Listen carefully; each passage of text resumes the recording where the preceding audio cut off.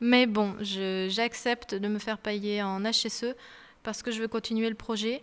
Et le principal du collège me soutient énormément sur ce projet. Ça, je veux le souligner parce que c'est pas toujours le cas et des fois, ça empêche les gens de faire des projets dans leur collège. Donc, qu'est-ce qu'on fait? Donc, pendant 1 heure, donc au début, je leur ai expliqué donc leur fonctionnement au niveau cognitif.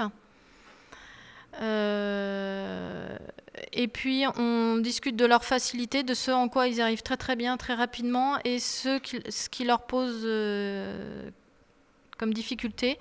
Et on discute des méthodes. Donc, c'est là qu'on se rend compte que chacun, entre eux, ont des méthodes différentes.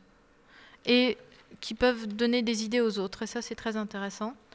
Donc l'idée, c'est quand même qu'il y ait de l'interaction. C'est pas moi qui leur explique tout. C'est eux, entre eux, je les fais parler, je leur pose des questions. Progressivement, on va de plus en plus loin. Et ça fait des échanges très intéressants qui me surprennent. Par exemple, il y a une élève... je leur avais expliqué l'arborescence, donc qu'on fonctionnait en arborescence. Et elle m'a dit, moi, quand j'apprends mes cours, je mets tous mes cahiers devant moi. 5 matières différentes et elle apprend comme ça. Voilà. Et ça marche très très bien puisqu'elle a 18 de moyenne et 1 an d'avance, donc il n'y a pas de problème. Et ça donne des idées aux autres. Il y en a un autre, il m'a dit, moi je mets de la musique. Alors je lui dis, ça ne te pose pas des problèmes de concentration?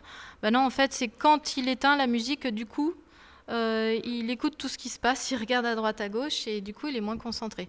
Donc ça donne des idées aux autres. Alors après, expliquer ça aux parents, c'est pas évident. Si, laissez-leur la musique, ça les aide.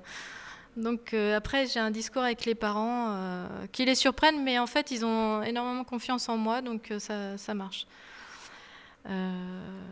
Ensuite, donc toujours en interaction, on recherche des solutions. Par exemple, donc cette élève brillante qui tout d'un coup a 13 en maths, désespérée.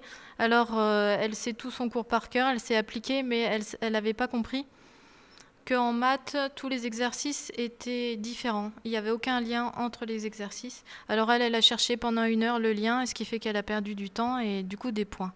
Donc malheureusement, il faut leur apprendre aussi à rentrer dans le moule. Et voilà, donc on a trouvé ça à force de poser des questions. Et du coup, après, elle a eu 19, c'était très bien. Leurs problèmes relationnels, donc avec les camarades. Alors, c'est pas tous, mais il y en a... moi, j'en ai un en musique qui a failli taper son copain juste parce que il était devant lui avec sa chaise, quoi. Donc, il y a des petits problèmes où quand ils ont une mauvaise note, ils envoient la copie au professeur. Ou leur idée, c'est de mettre un vent au prof. Bon, alors, il faut leur expliquer qu'il y a peut-être d'autres façons de communiquer avec son professeur. Voilà, des choses comme ça. Et la gestion de l'échec, ça, c'est un sujet très intéressant qu'on a abordé, c'est-à-dire comment je réagis quand j'y arrive pas. Parce que donc les enfants précoces, enfin les précoces en général, quand ils n'y arrivent pas, soit ils laissent tomber, soit ils s'énervent, ils disent que c'est nul. Donc comment dépasser la chose? Et donc une application, c'était de faire des caramels au beurre salé. Donc on en a bien profité la fois d'après. Donc c'était une élève qui régulièrement ratait, elle ne savait pas pourquoi, et donc après elle les a apportés, elle les avait encore ratés, mais on a discuté là-dessus. Et la fois d'après, elle les a réussis, donc... leur apprendre à se motiver, mais pourquoi se motiver pour, voilà, tout un travail sur la gestion de l'échec. L'organisation de la pensée, donc je leur ai fait travailler sur les mind maps. Ça les a beaucoup aidés, surtout en 3e, où ils doivent passer le brevet.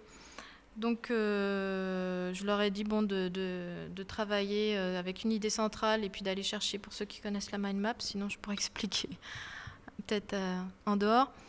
Et après, simplement d'organiser à partir de la mind map, de hiérarchiser leurs idées pour en faire un devoir construit. Donc ça marche bien. Et travaille sur la concentration, donc un élève qui avait du mal à se concentrer, enfin c'est ce qui ressortait de son bulletin. Parce que l'avantage que j'ai, c'est aussi que je peux aller chercher leur dossier, donc leur bulletin. Donc quand des fois j'arrive en fin de trimestre, je leur dis voilà votre bulletin, on voit tout ce qui ressort. Et il y en a un, donc c'était la concentration de pratiquement toutes les matières. Donc on a travaillé sur ce sujet-là, en travaillant sur l'idée de cible, voilà, sur des jeux, que ce soit assez ludique.